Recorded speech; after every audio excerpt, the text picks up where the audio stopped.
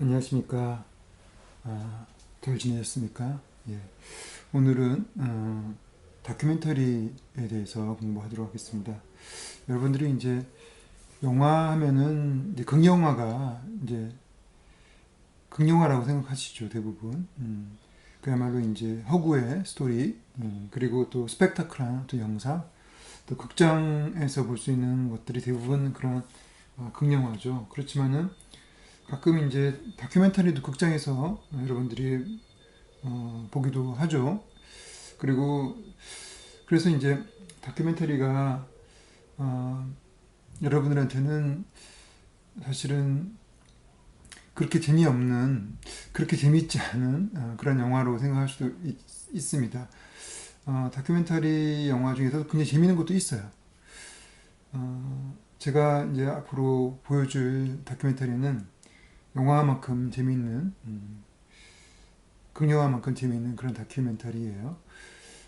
제가 제 책에는 볼링 포 콜럼바인이라고 마이클 무어가 만든 그런 그 다큐멘터리를 제가 분석을 해놨어요. 그래서 제가 뭐 산막의 비밀이라는 책을 통해서 그 다큐멘터리를 분석했는데, 볼링 포 콜럼바인은 미국의 총기, 콜럼바인 고등학교에서 벌어진 총기 사건을 소재로 만든 영화로, 미국이 왜 이렇게 총기 사고가 많은지에 대해서 이렇게 굉장히 통찰이 있는 그런 메시지를 주는 그런 영화예요. 그리고 굉장히 재밌습니다. 그래서 한번 보시면 될 것 같고, 그리고 또 이제 제가 그렇지만 그 영화는 이제 너무 오래돼 가지고 이번 수업에서는 제가 안 보여주고, 좀 최신 영화인 서칭 포 슈가맨이라는 그런 영화, 그 다큐멘터리를 앞으로 보여줄 거예요. 제가 물론 다 보여주는 것이 아니라 이제 잠깐 보여주면서 설명을 할 거예요. 그래서 그렇지만은 그것을 보여주기 전에 우선 여러분들이 기본적인 다큐멘터리에서 공부를 좀 하고, 그리고 좀 실제적인 그런 예를 통해서 그 공부한 내용들을 확인하는 그런 형태로 수업을 하려고 합니다. 그래서 다큐멘터리의 기본에서 공부를 해야 되는데, 여러분들이 다큐멘터리 하면 굉장히 공부해야 될 거, 또 뭐 교육적인 어떤 비디오 뭐 이렇게 딱딱하게 생각할 수도 있어요. 근데 사실 요즘이 지금 시대가 어떻게 보면은 다큐멘터리 시대가 아닌가 이런 생각이 들어요. 왜냐면은 대부분의 방송 프로그램이라든지 유튜브 채널에서 나와 있는 컨텐츠들이 일종의 다큐멘터리적인 특성을 가지고 있죠. 다큐멘터리의 어떤 정신, 다큐멘터리 정신이라는 게 어떤 허구로 무엇인가를 왜곡하지 않고, 또 우리의 어떤 주관적인 그런 판단에 의해서 현실을 왜곡하지 않고 카메라를 통해 가지고 있는 그대로 가능하면 보여주고, 그런 어떤 정신이 있어요. 그래서 하여튼 왜곡하지 않는, 현실을 왜곡하지 않고 실제 그대로 보여주는 그런 정신을 가지고 있습니다. 근데 요즘에 아까 얘기했던 그 콘텐츠 또 영상들이 예전하고 다르게 각본 없는 그런 영상들이 많죠. 요즘에는 그렇게 각본대로 가는 그런 어떠한 영상이 어떻게 보면 여러분들한테는 굉장히 인위적이고, 그리고 생생하지 않고 가짜 같고 하기 때문에 별로 그렇게 선호되지 않습니다. 그래서 예전에는 대부분 영화뿐만 아니라 무슨 코미디 프로그램도 그렇고, 또 일반적인 뭐 교양 프로그램도 딱 대본에 따라서, 심지어 예능 프로그램들도 작가가 짜놓은 그런 대본에 따라서 그냥 대본을 거의 읽다시피 하는 그런 형태의 그 프로그램들이 많았죠. 방송 프로그램도 그랬고, 그리고 또 예전에는 심지어 대통령도 나와서 연설을 하면은 이렇게 A4 용지를 가지고 보고 읽는 경우가 되게 많았어요. 그죠? 네. 근데 요즘에는 시대가 많이 달라졌죠. 예, 그렇게 하면은 사람들에게 별로 선호를 받지 않습니다. 그죠? 그래서 이제 그러한 다큐멘터리 정신에 입각한 각본 없는 생생한 실제 것, 나의 것 이런 것들이 리얼리티라는 명목을 통해 가지고 굉장히 인기 있어요. 그래서 리얼리티 프로그램이 TV에서는 굉장히 인기가 있고 또 그 유튜브는 다 어떻게 보면 리얼리티죠. 유튜브에서 또 라이브 방송을 또 많이 뭐 유튜브 말고 뭐 아프리카 TV 같은 경우는 다 라이브 방송을 많이 하죠. 예. 그래서 그런 거는 그야말로 리얼리티죠. 예. 그 중간에 특히 이렇게 뭔가를 속인다거나 이러면은 굉장히 지탄을 받게 되는 것이죠. 그래서 재미를 하는 어떤 오락이든 아니면은 뭔가 정보를 보여주든 그것이 다 왜곡하지 않고 또 가공하지 않고 있는 그대로 얘기하는 것 이런 것들을 선호하고 또 유튜브 채널의 대부분 영상들은 또 그런 영상들이죠. 그러니까 그야말로 현재는 리얼리티의 세계다. 또 리얼리티의 세계라는 것은 어떻게 보면 다큐멘터리 정신이다라고 생각하시면 될 것 같습니다. 그래서 다큐멘터리가 굉장히 어떻게 보면 곽강받는 그런 시대가 아닌가 이런 생각을 좀 하게 됐습니다. 본격적으로 이제 다큐멘터리에서 좀 얘기를 하도록 할게요. 다큐멘터리는 이제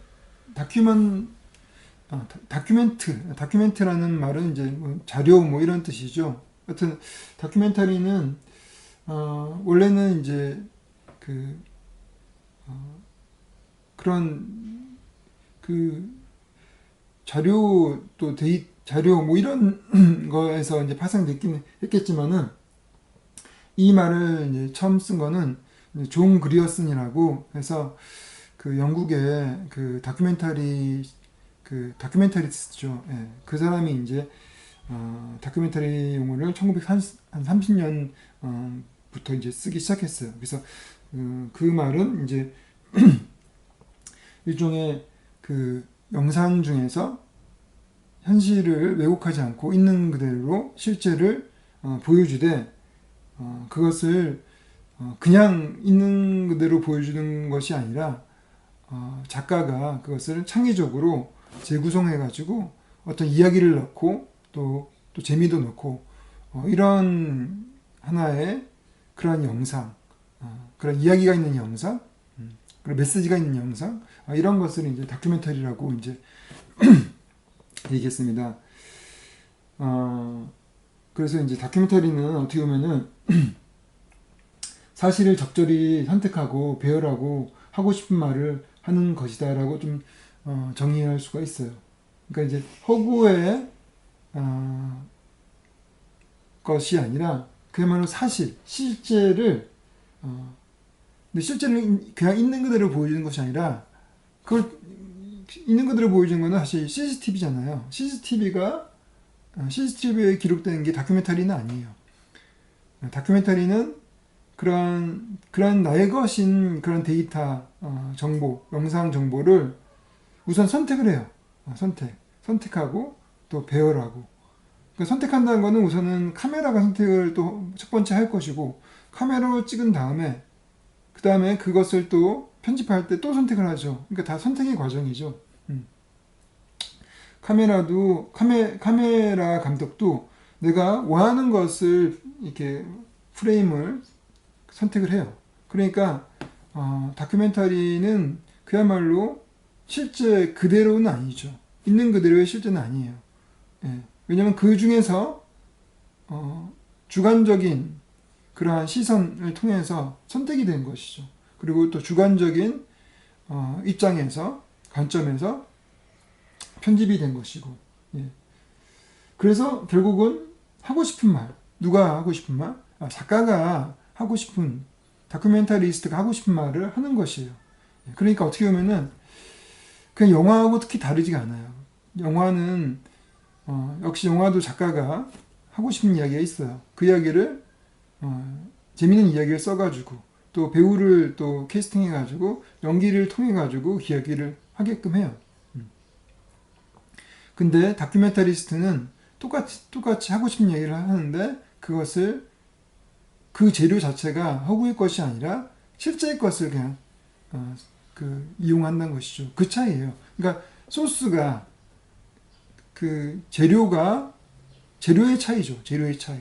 재료가 하나는 실제의 것, 하나는 인위적이고 또 허구적인 것.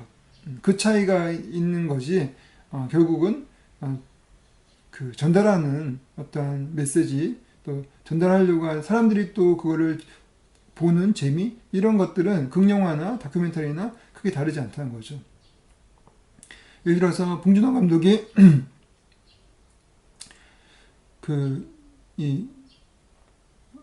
봉준호 감독이 기생충이라는 영화를 통해 가지고 아무튼 이 사회 또 전 세계의 양극화, 사실 우선은 이 사회죠. 우리나라 사회의 어떤 양극화에 대해서 그런 메시지를 전달했죠, 그죠? 근데 이제 그거는 이제 극영화고, 만약 봉준호 감독은 물론 다큐멘터리를 만들진 않아요. 만들지 않지만은 가끔은 이제 극영화 감독 중에서 이제 다큐멘터리를 만드는 감독도 있어요. 그래서 만약 영화 감독이 나는 이번엔 다큐멘터리를 만들겠다 해서 우리나라 사회에 그 양극화된 그러한 주제로 실제를 사람들한테 인터뷰를 하고 또 실제 어떤 정말 굉장히 극빈층들을 촬영을 하고 보여주고 또 굉장히 그야말로 이 사회 1% 정도의 그런 부자들을 촬영을 해서 그런 것들을 대조해서 보여주면서 자기 이야기를 또 의견을 메시지를 낼 수 있잖아요.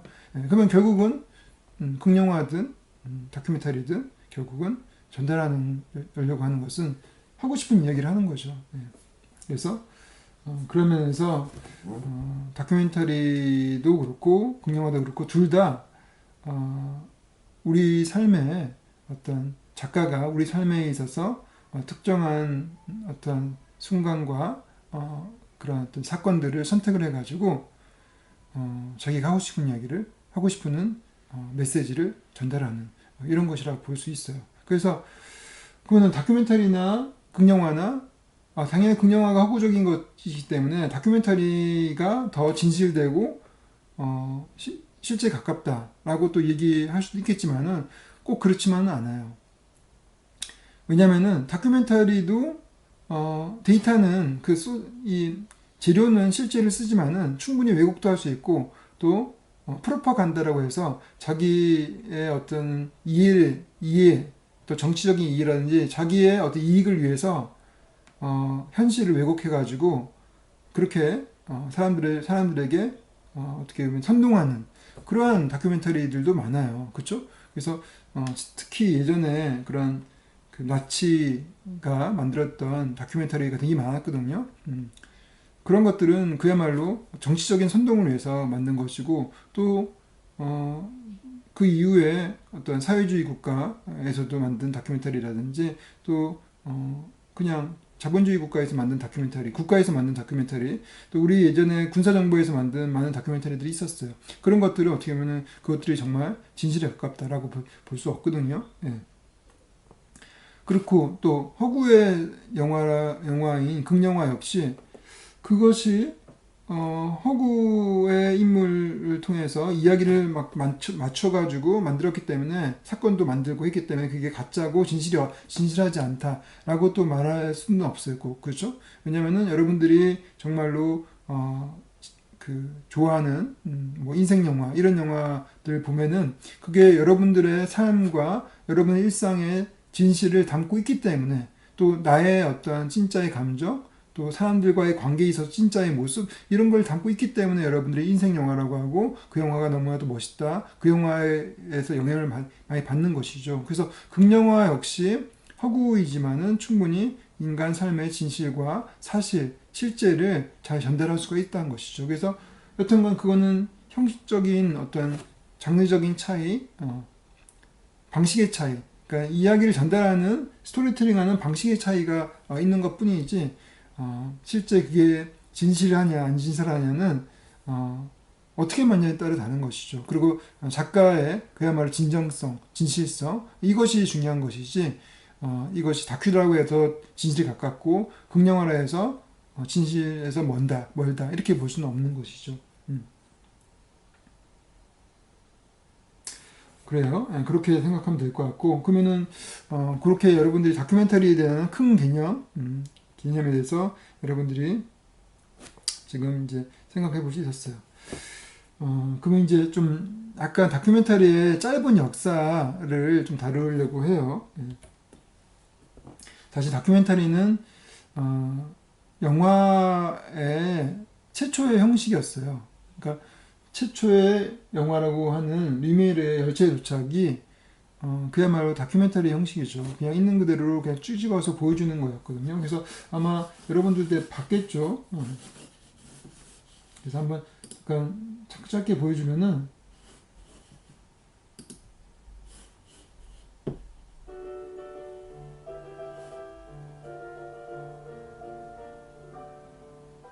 그냥 이렇게 기차가 다가오는 거를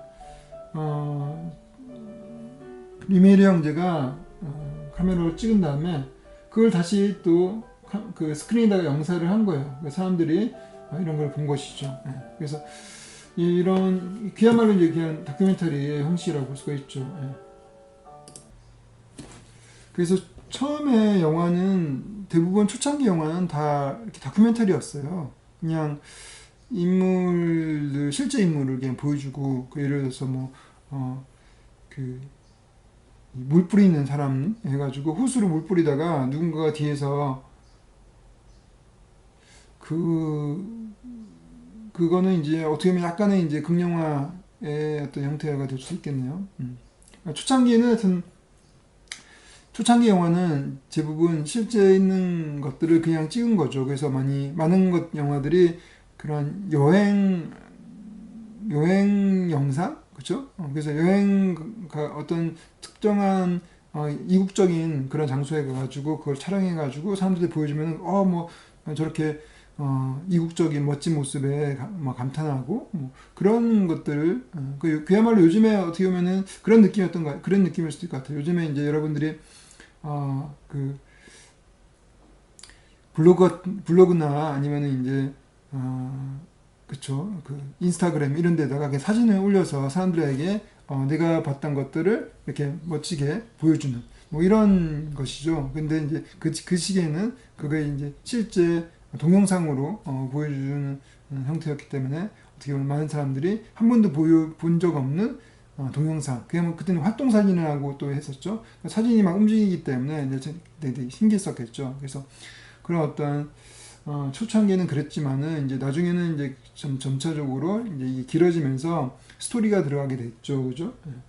근데 그래서 대부분 영화는 스토리를 가지고 있는 1930년대의 어떤 토키, 그래서 이제 발성 영화, 그 전에는 무성 영화였다가 그 다음에는 유성 영화, 발성 영화 또는 유성 영화로 할 수 있는 소리가 들어가 있는 영화들이 많이 만들어지면서 현재 영화처럼 그런 어떤 극영화 그들이 쭉 인기가 있어 왔었죠. 근데 이제 그 속에서도 이 다큐멘터리가 어떻게 보면 영화의 어떤 진짜 그런 매력을 가지고 있다, 진짜 어떤 장점을 가지고 있다라고 또 보고 다큐멘터리 형식으로 영화를 만드는 그런 감독들이 꽤 많았죠. 그래서 이제 가장 어떻게 보면은 이제 대표적인 또 우리가 가장 다큐멘터리의 거의 최초의 다큐멘터리라고도 부를 수 있고 또 다큐멘터리의 아버지라고 부를 수 있는 사람이 로버트 플리어티라는 또 감독이에요.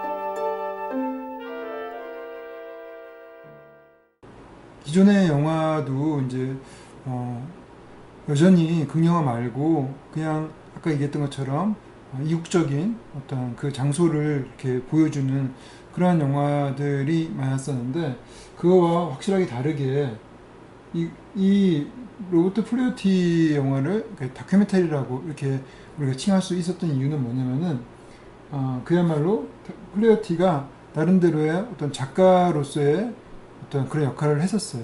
그게 뭐냐면은 원래는 처음에는 그냥 그 북극의 이누이트족, 북극의 이누이트족이라는 그러한 서구 사람들이 볼 때는 굉장히 신기한 그런 부족들이죠. 예, 그 부족의 어떤 생활상을 그냥 그야말로 호기심 있게 보여주는 그런 그냥 그 영상을 찍었는데 그래서 그렇게 보여주려고 했는데 불행인데 알고 보니까 그 불행이 아니라 더 행운이었던 그러니까 이제 그런 아이러니적인 그런 사건이 일어났어요. 하여튼 그 필름이 어떤 사고 때문에 다 타버렸어요. 네. 타버려서 로버트 플루어티가 어떻게 다시 갔죠. 북극의 이누이트족에 다시 가가지고 그때는 말했겠죠. 미안하다. 우리 필름이 다 타서 다시 찍어야 되겠다. 물론 이제 플레어티가 이누이트족하고 그전에도 좀 친했을 수도 있지만은 아마도 다시 찍으려면은 더 친해져야 될 거 아닙니까? 그래서 뭔가 좀 더 준다든지 하여튼 그래서 좀 더 그 사람들과 많은 소통을 했었겠죠. 그리고 다시 찍을 때 이번에는 다시 찍을 때 그냥 똑같이 찍지 말고 이번에는 좀 다르게 찍어보자 라고 이제 생각을 한 것 같아요. 그래서 이제 다르게 찍을 때는 그냥 겉모습만 찍는 것이 아니라 아예 이제 주인공을 만들고 또 그 사람 그 이누이트족 한 가족을 좀 포커스를 잡아가서 그 사람들의 살아가는 어떤 삶 그런 모습들 좀 인간적인 모습들 그런 삶의 방식들을 담겠다고 결심을 하고 찍은 거예요. 그러니까 그전에는 그냥 호기심 어린 시선으로 외부적인 시선으로 그냥 이렇게 주마가선적으로 마치 여행자의 시점에서 보여준 그런 다큐멘터리들이 많았다고 하면은 로버트 플레어티가 북극의 나누크에서 보여준 영상은 많이 달랐다는 것이죠. 그러니까 얘가 그런 결심을 하고 찍으면서 그 이누이트족의 가족들과 굉장히 친하게 지내고 또 그들의 어떤 모습들을 진짜의 모습들 이런 것들을 많이 느꼈겠죠. 또 오랫동안 같이 생활을 하다 보니까 그러니까 원치 않게 오랫동안 함께 한 것이죠. 그러니까 함께 하다 보니까 그들의 어떤 진짜의 모습들을 갖다가 알게 된 것이죠. 그래서 그런 모습들을 이렇게 찍고 또 그들의 어떤 삶의 방식들을 진지하게 진정성 있게 다가왔기 때문에 카메라의 시선이 달라진 것이죠. 그렇기 때문에 카메라가 귀한 카메라가 아니라 그냥 이렇게 무미건조한 그런 어떤 카메라가 아니라 그야말로 직접 참여하는 그래서 내가 그 안에 내부자의 일원으로서 그러니까 한마디로 그들의 시선으로서 찍은 거죠. 대부분 이제 그쵸 타인의 시선에서 찍는 그런 영화와 다르게 그 안에 그 사람들의 삶의 모습들을 그 사람의 안에 있는 사람들의 시선으로 찍게 되면은 그게 더 진실에 가까워질 수 있겠죠. 그래서 지금도 플레어티의 그런 다큐멘터리의 영향이 지금까지 있죠. 그래서 이제 지금도 많은 다큐멘터리스트들이 뭔가를 이제 자기 주제를 찍을 때, 예를 들어서 그 비민가 아이들의 삶에 대해서 찍고 싶다 하면은 정말 비민가에서 살아요. 살면서 그 아이들과 친해지고 또 그 아이들한테 뭐 카메라도 주고 요즘에는 이제 카메라를 누구나 찍을 수 있으니까 그래서 이제 자기도 찍지만은 아이들도 찍고 그래서 그야말로 그 아이들의 삶에 동화화돼서 찍어야 되는 것이죠. 그렇게 찍는 다큐멘터리스트들이 지금 있는 것이죠. 예. 물론 이제 지금도 방송국에서 시간이 없어가지고 그 겉모습만 찍고 오는 경우는, 그런 경우는 다큐멘터리가 아니라 그런 경우는 이제 그냥 그 시사 보도성 프로그램에 가깝죠. 그렇지만 다큐멘터리라고 보통 얘기했을 때는 이렇게 로버트 플리에티처럼 그렇게 오랜 시간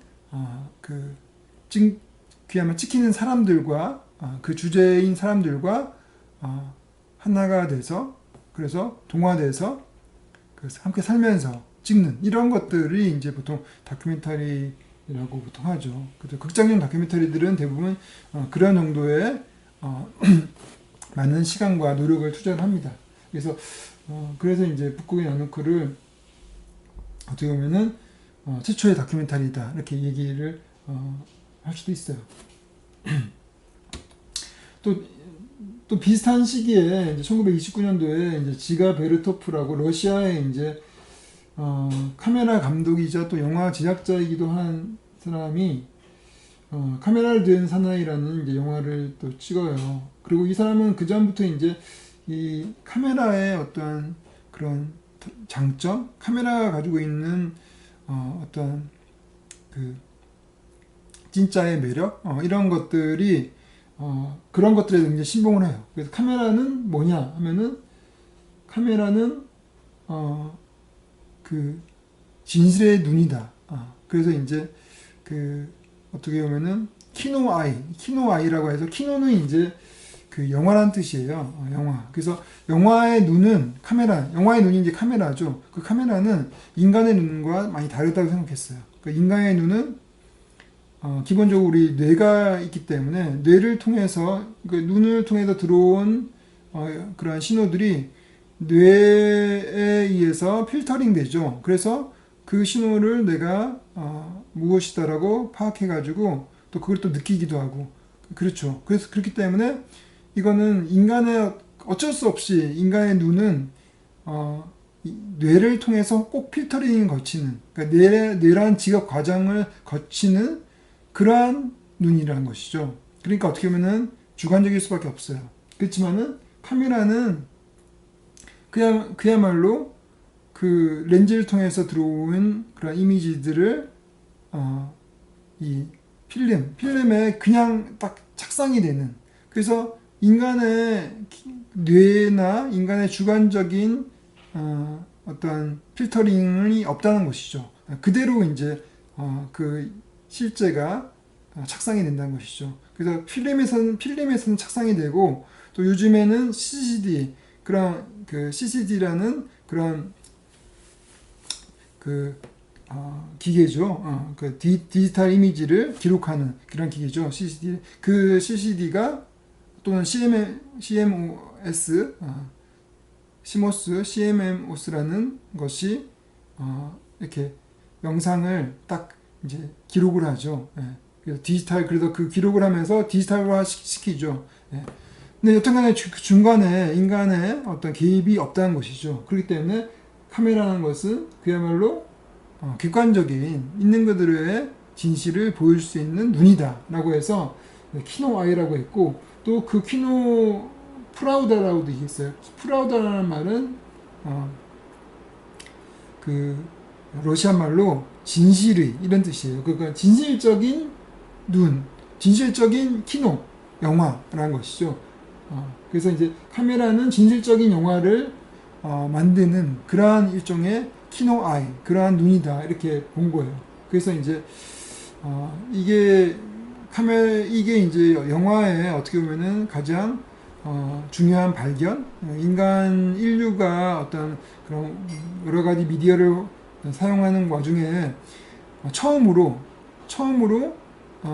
자기의 어떤 지각에서 벗어나서, 인간의 지각에서 벗어나서 있는 그대로를 실시간적으로 담을 수 있는 그런 엄청난 그런 기계를 영화의 촬영 카메라라고 생각을 한 것이죠. 그래서 영화는 그야말로 기존에 우리가 가능하지 않았던 그런 실제를 있는 그대로 담을 수 있다는 그런 어떤 엄청난 큰 이상을 갖게 된 것이죠.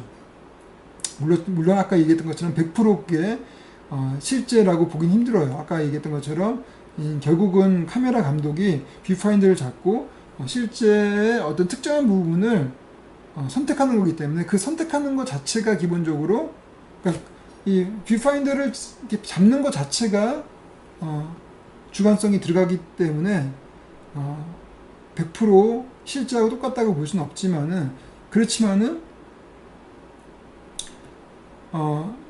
그것이 담겨져서 맺혀지는 그 이미지가 실제와 같다라는 것을 아무도 의심하지 않잖아요. 그죠?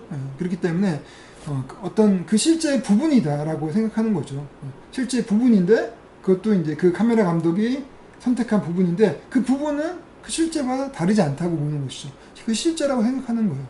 그렇기 때문에 카메라의 어떤 그런 능력이라는 것들은 이제 대단하다고 생각한 거죠. 그래서 그 카메라의 능력들을 최대한 보여주는 것들이 실제 다큐멘터리로서 중요한 역할이다라고 생각을 한 것 같아요. 그래서 이제 이 로버트 플레이트하고 다르게 이 지가 베르토프는 그 인간이 이게 관여하지 말고, 또 마치 몰래카메라처럼 그렇게 부지불식간에 이렇게 찍어서 진실을 드러내는 이런 것들을 되게 좋아했어요. 그래서 그것이 진짜의 어떤 다큐멘터리라고 본 거예요. 그래서 그런 다큐멘터리를 한번 보도록 합시다.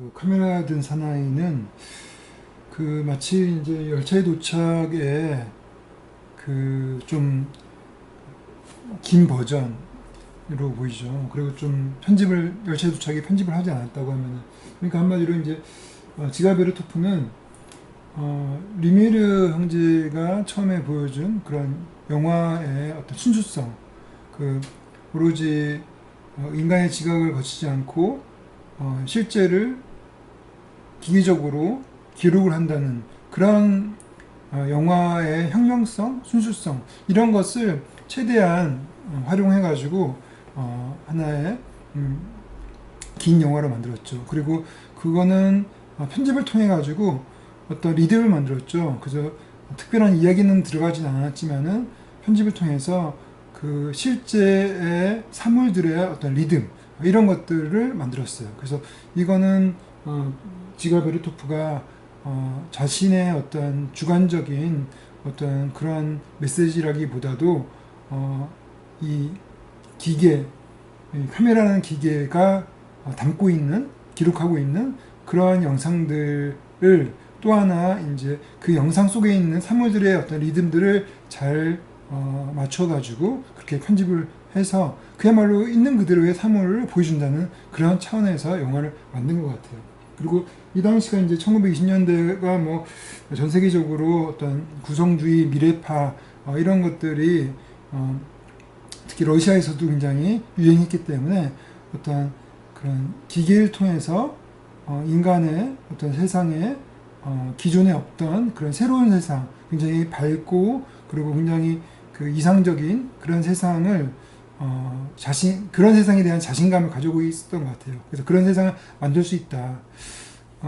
아무래도 이제 러시아 혁명 이후에 그 사회주의 국가가 돼서 그런 어떤 분위기도 있었을 것 같고, 또 하나 그 지가베르토프가 여러분 봤다시피 막 이렇게 카메라를, 그때는 이제 카메라가 뭐 건전지가 있는 것도 아니었고 배터리가 있는 것도 아니었고 그렇기 때문에 손으로 막 돌리면서 카메라를 이렇게 촬영을 했었죠. 예.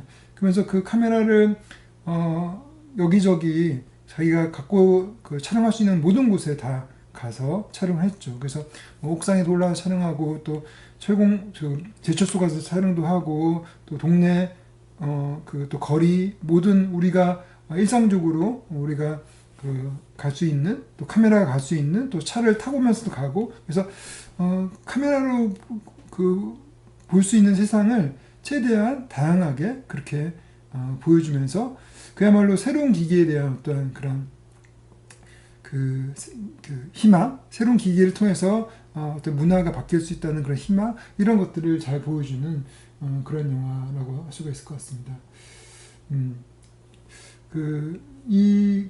이거는 이제 여튼간에 로버트 플루어티의 영화와는 많이 다르죠. 로버트 플루어티는 인간의 주관성, 인간의 어떤 직접 그 이누이트족을 만나가지고 인간의 어떤 그 소통 이런 걸 통해 가지고 어떤 하나의 이야기를 만들려고 했다고 하면은 이거는 그냥 있는 그대로의 실제를 그 사물의 속성, 사물의 어떤 리듬 이런 것들을 보여주려고 했던 것 같습니다. 그래서 많이 다르죠. 그래서 이런 다른 출발, 20년대 이런 다른 출발에서부터 시작해 가지고 존 그리어슨 같은 경우는 아까 제가 그 다큐멘터리라는 말을 이제 처음으로 만들고 또 그거를 또 정의한 사람이기도 한데 그 존 그리어슨 같은 경우는 그 다큐멘터리를 이제 정의를 할 때 그 이 다큐멘터리가 단지 그 지가 베르토프처럼 생각한 것처럼 그렇게 실제를 그냥 있는 그대로 단순하게 나열하거나 사물의 리듬을 만들거나 뭐 그 정도의 차원이 아니라 창의적인 어떠한 그 연출을 통해 가지고 이야기, 자기가 하고 싶은 얘기를 만드는 이런 것을 이제 다큐멘터리로 보았던 것이죠. 그렇기 때문에 어떻게 보면은 로버트 플레어티와 좀 연결된다고 할 수가 있을 것 같습니다. 그래서 존 그리어슨이 이제 로버트 플레어티 같은 경우는 이것도 그렇고 또 지가 베르토프도 그냥 카메라로 그냥 촬영만 했어요. 촬영만. 근데 이제 존 그리어스는 인터뷰라는 걸 했어요. 인터뷰. 그래서 인터뷰를 통해 가지고 이야기를 만들어 간 것이죠. 이야기를. 그러니까 메시지를 자기가 하고 싶은 이야기를 인터뷰를 통해서 전달하는 거죠. 그래서 주로 이제 많이 어떤 주제를 많이 했냐면은 유망어선 이런 영화를 또 만들었는데 이것은 이제 그야말로 이제 그 어선에서의 농자의 삶, 어부들의 삶, 그리고 또 그리고 또 뭐 주택 문제라든지 또 또 공장에서의 어떤 문제라든지 하여튼 이런 다양한 그 사회적인 문제, 특히 사회에서도 어떻게 보면은 조명이 잘 안 되는, 그리고 또 이제 그 사회의 어떤 부조리에서 힘들게 사는 그러한 사람들을 주로 담고 그들의 어떤 문제를 해결하는 방향으로, 그러니까 한마디로 이제 사회적인 다큐멘터리를 주로 많이 만들었어요. 그래서 이제 이게 영국의 그 다큐멘터리를 굉장히 초창기에 키운 그런 역할을 했고, 영국은 그러한 어떤 다큐멘터리의 초창기 다큐멘터리의 역사를 가지고 있기 때문에 지금도 뭐 BBC나 디스커버리 굉장히 이제 두 채널 모두 다 다큐멘터리를 굉장히 잘 만드는, 세계적으로 잘 만드는 그러한 그 나라가 된 것이죠. 그래서 한번 이때부터 이제 전통을 가졌다고 볼 수 있을 것 같습니다.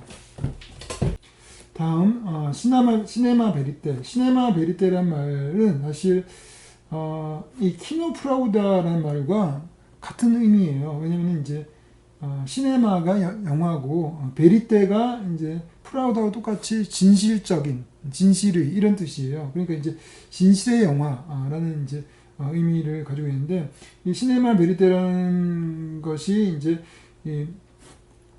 장 루쇼와 에드가 모랭이라는 그 두 명의 어떻게 보면은 그 약간 인류학적인 기록, 인류학적인 접근을 통해서 그 인간의 삶을 그 탐구하려고 하는 그런 어떤 사람들, 이 사람들 중에 이제 학자들이죠, 학자들. 이런 사람들이 그 다큐멘터리를 어느 여름의 기록이라는 다큐멘터리를 만들었는데, 이거는 그야말로 이제 그 인류학적 보고서 뭐 이런 거예요. 그래서 당시 1960년대 그 프랑스 파리의 사람들의 어떤 삶, 그래서 그들을 거리에서 만나서 이렇게 여러분 행복하십니까? 언제 행복하십니까? 언제 불행하십니까? 이런 질문을 그 거리 인터뷰도 하고, 그리고 또 이제 같이 모여가지고 그 굉장히 진지한 그런 어떤 인터뷰, 그리고 또 밀도 있는 인터뷰를 하면서 그야말로 이 로버트 플리어티의 어떤 그런 그 다큐멘터리의 형태를 이어받아서 굉장히 그야말로 이제 좀 더 그 상황에 참여하는 거죠. 참여해서 그 상대방이 어떤 삶의 진실을 드러낼 수 있도록 이렇게 계속적으로 촉발시키고 유도하는 그러한 이제 질문을 한다거나, 그렇게 해서 어떤 그 진짜에 다가가는, 사실의 진실에 다가가는 그런 노력을 해줬어요. 그래서 이제 역시 그러한 것을 이제 시네마 베리테라고 또 하죠. 그리고 또 시네마 베리테가 이게 가능했던 거는 그 1950년대 이후부터 카메라가 이제 굉장히 그 카메라는 원래 좀 그 전부터 좀 가벼운 카메라가 있었는데, 그 사운드 녹음을 하는 장치가 굉장히 무겁고 가지고 다니기 힘들었어요. 근데 이제 뭐 나그라 같은 그런 이제 휴대용 녹음기 같은 것들이 그 발명이 되면서 들고 다니면서 녹음을 할 수 있는, 그리고 들고 다니면서 촬영할 수 있는 그런 시대가 됐어요. 그래서 이제 들고 다니면서, 그 전에는 아까 본 것처럼 여러분들이 이제 지가베르토프 같은 경우는 찍기만 했는데 그야말로 이미지만 찍었죠. 근데 이제 이렇게 녹음기가 휴대용이 되면서부터 거리에서 직접 찍으면서 이렇게 인터뷰도 하고 녹음도 할 수 있는 그런 시대가 됐기 때문에 그야말로 제대로 현실을 담는, 실제를 담는 그러한 그 청각적인 거, 시각적인 거 모두 합쳐가지고 담는 그러한 이제 그 기술적인 환경이 된 것이죠. 그래서 이제 시네마 베리테는 그런 어떤 기계 기술의 발전에 의해서 나온 그런 어떤 그 방식, 그 다큐멘터리 촬영 방식이라고 볼 수가 있습니다. 그 이후에 사실은 1970년대부터 또 비디오가 또 나와서 더욱더 이렇게 휴대용 카메라, 직접 촬영과 녹음이 동시에 같이 되는 캠코더라고 하죠.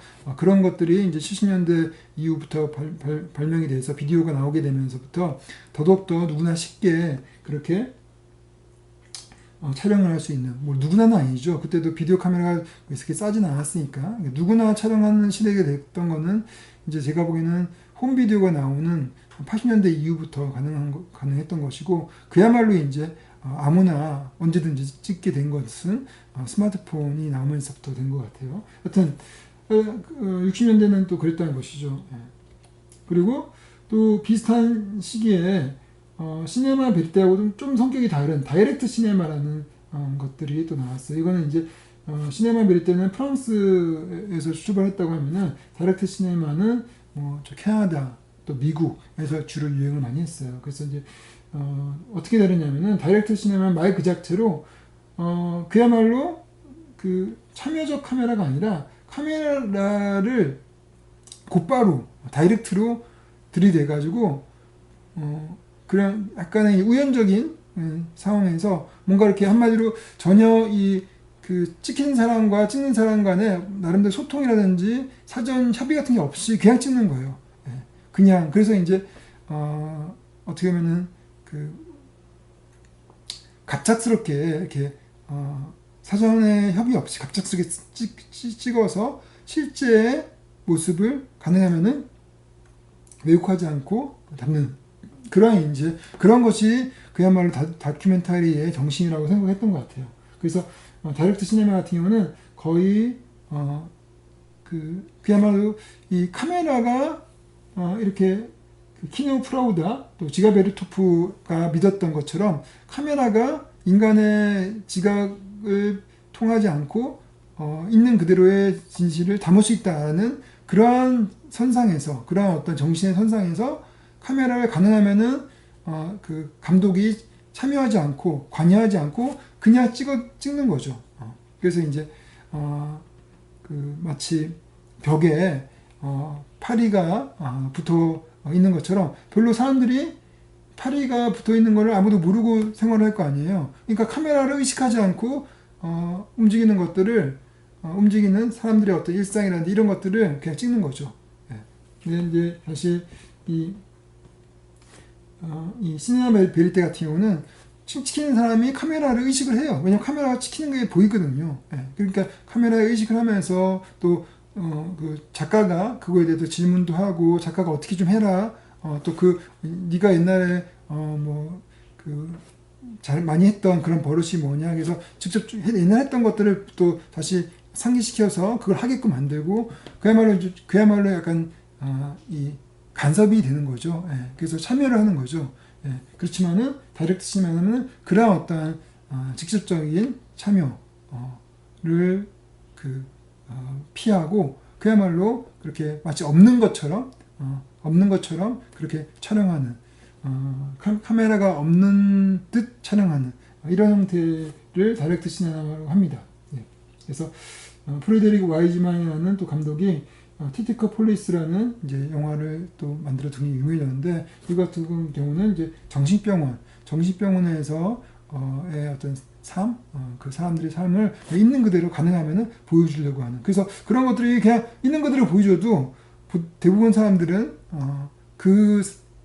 그런 현실이라는 걸 잘 모르고 그 장소의 현실이라는 걸 아무도 잘 모르죠. 그렇기 때문에 그걸 보여주기만 하는 것 자체도 굉장히 충격적이고 굉장히 사람들에게 이러한 다른 세계에 이러한 현실이 있다는 것을 또 깨닫게 되는 그런 또 장점을 가지고 있죠. 그래서 제 생각에는 뭐 시네마 베리테도 그렇고 다이렉트 시네마도 그렇고 둘 다 굉장히 이제 그 진실을 접근하는 좀 두 개의 또 상이한 방식이긴 하지만은 둘 다 그런 진실을 담을 수 있는 그런 장점을 가지고 있다고 또 볼 수가 있을 것 같습니다.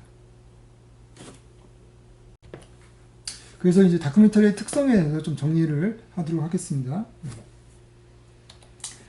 하여튼 다큐멘터리는 가장 중요한 건 하여튼 실제 인물과 사건이 소스란 거죠. 그걸 재료로 해서 여기서 구성되는 스토리. 여튼간에 구성이 돼요. 그래서 물론 이제 아까 그 다이렉트 시네마 같은 경우도 찍을 때는 그렇게 마치 카메라를 의식하지 않는 상태에서 이렇게 찍긴 하지만은 편집을 결국 하긴 해요. 그렇기 때문에 구성이 되는 것이죠. 그리고 또 어떤 이야기를 만들긴 하는 것이죠. 예. 그 이야기가 어떤 현실을 왜곡한 이야기가 아니라 가능하면 자기가 알고 있는 최대한 그런 객관적인 진실에 가깝게 그렇게 하죠. 그래서 관건은 결국은 만든 사람의 진정성과 진실성, 양심 이런 거라고 봅니다. 예, 결국은 다큐멘터리의 어떤 객관성과 진실성 이런 거는 기계적인 것은 아닌 것 같아요. 기기적인 것을 통해서 많이 가능해졌지만은 그게 결정적인 건 아닌 것 같아요. 결정적인 거는 결국은 사람의 선택이라고 볼 수 있는 것이죠. 하여튼간에 객관적인 근거를 제시를 하는 것이 중요해요. 그래서 진실을 추구하더라도 그 진실을 나는 이렇게 생각해. 나의 진실은 이거야라고 말하는 것이 아니라 내 말을 통해서 진실을 전달하는 것이 아니라 객관적인 사실을 이렇게 보여줌을 통해서 자연스럽게 그 진실이 드러날 수 있도록 그렇게 하는 것이죠.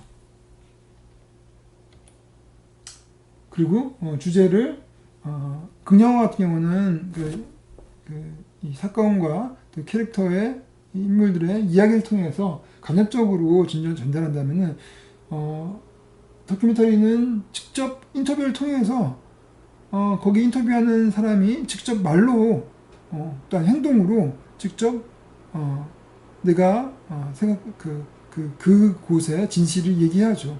네, 그래서 정신병원에 실제 어떻게 일어나는지 그런 거를 정신병원에 일하는 어떤 그 직원이라든지 거기는 의사라든지 이런 사람을 통해서 또 병 환자들 통해 가지고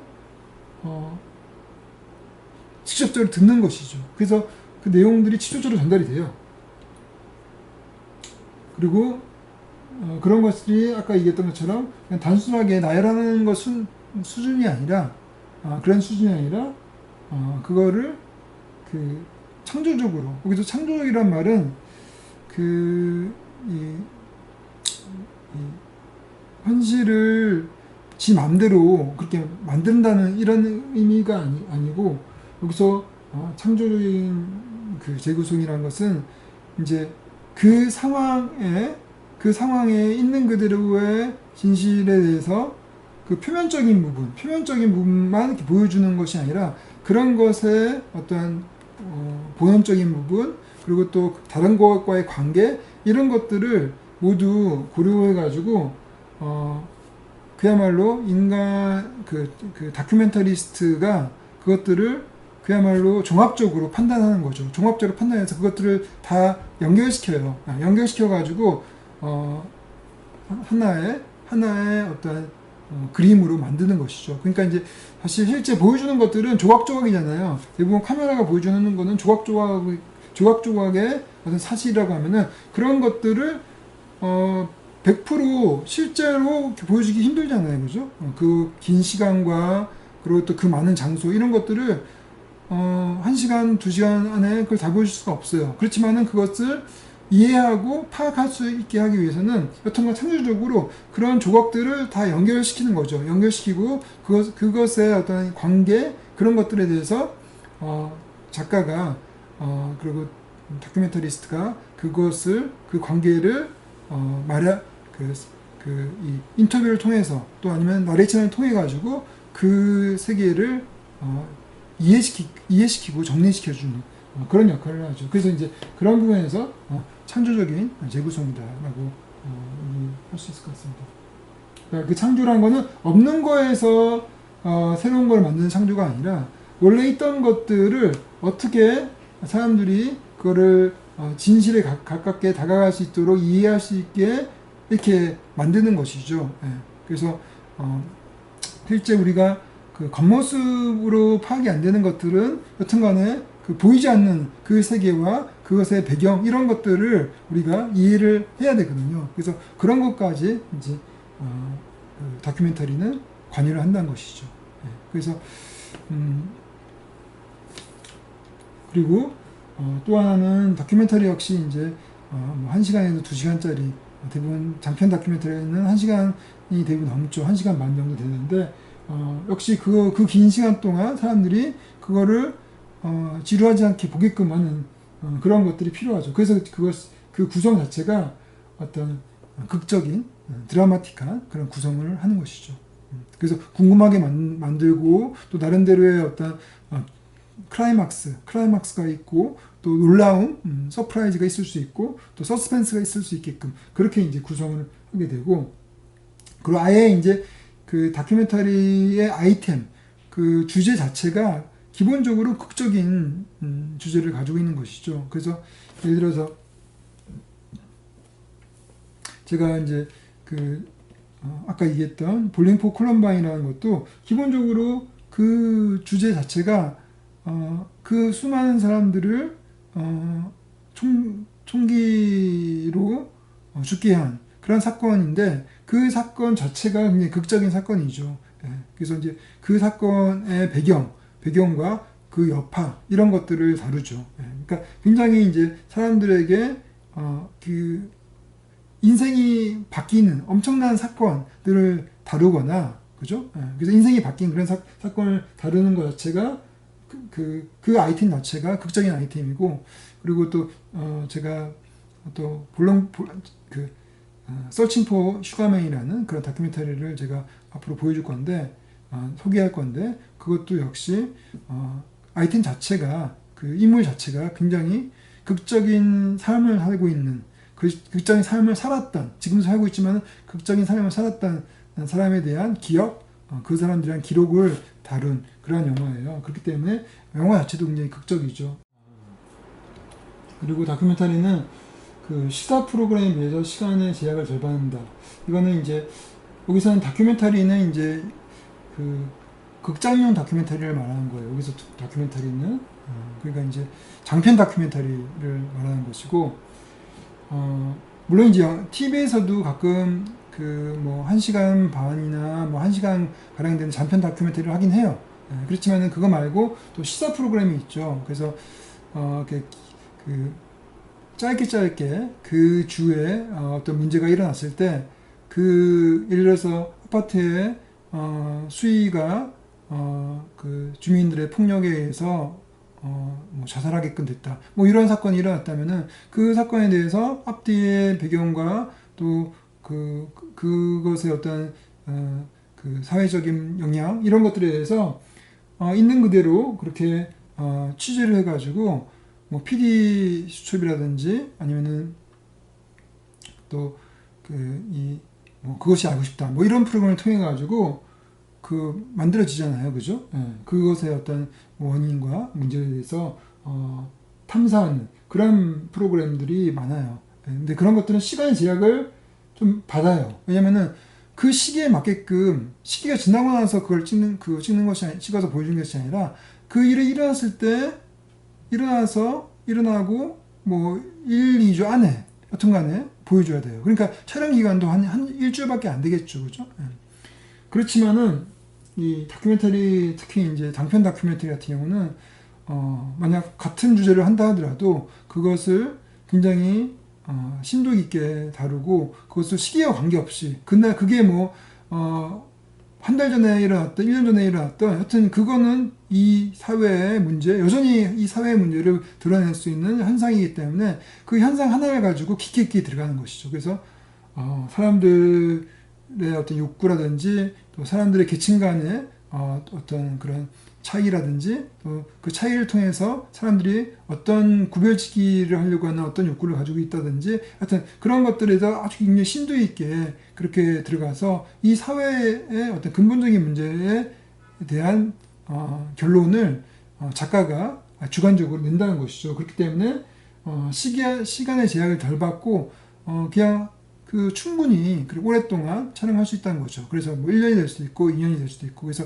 일반적으로 영화라고 할 수 있는 그 다큐멘터리 또는 이제 영화관에 개봉하는 다큐멘터리, 또 방송국에서 방송에서 방영을 한다 하더라도 다큐멘터리라고 말이 들어간, 보통 이제 그 뭐 MBC는 MBC 스페셜 뭐 이렇게 스페셜 해가지고 그렇게 이제 많이 나오죠. 예, 그래서 그런 것들은 대부분 어떤 아니면 EBS의 어떤 그 다큐 프라임 뭐 이런 것들은 여튼간에 그런 그 기획과 제작 기간이 굉장히 길어요. 그리고 별로 그 시기성에 별 신경을 안 쓴다는 것이죠.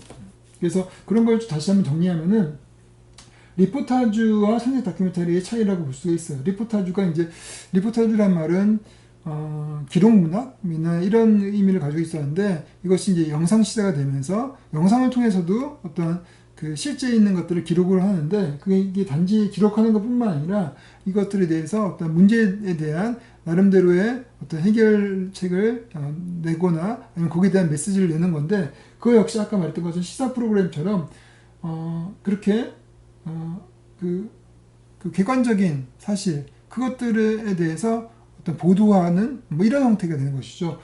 창작 다큐멘터리처럼 그런 현상, 그런 사건들의 이면에 있는 것들을 찾아내면서 나름대로 그 다큐멘터리스트의 주관적인 메시지를 전달하는 이런 것까지는 가지 않아요. 네. 그렇기 때문에 리포타주와 창작 다큐멘터리 차이는 이러한 영상화에서는 이런 것이라면, 주제에 있어서는 정말 리포타주는 사실 위주로 간다고 하면은 창작 다큐멘터리는 그 사실 밑에 있는 그런 현상 밑에 있는 어떤 본질적인 것들, 그리고 거기에 관계에 있어서의 관계, 이런 것들에서 굉장히 심도 있게 들어간다는 것이죠. 그래서 그런 면에서 제작 방식도 길고 이거는 제작 방식이 되게 짧다는 것이죠. 그래서 그런 차이를 있다 이렇게 생각하시면 될 것 같고, 그러니까 이제 한마디로 다큐 프라임하고 PD 수첩, 이거는 차이가 있다는 것이죠. 이쪽이 PD 수첩이라고이나 그것이 알고 싶다고 한다면은 이거는 뭐 다큐 프라임이라든지 아니면 극장에서 개봉되는 다큐멘터리. 예전에 이제 뭐 원앙 소리 뭐 이런 게 있었는데, 원앙 소리도 촬영 기간이 거의 뭐 2, 3년 그렇게 오랫동안 촬영했다고 합니다. 그렇지만 리포타주 같은 경우는 이제 뭐 그 정도는 아니죠. 리포타주는, 그리고 또 이제 아까 원앙 소리 같은 경우는 이제 휴먼 다큐라고 하냐면은, 이거 리포타주는 그런 것보다는 대부분 이제 그런 사회 문제를 대부분 다루는 것들이 많죠.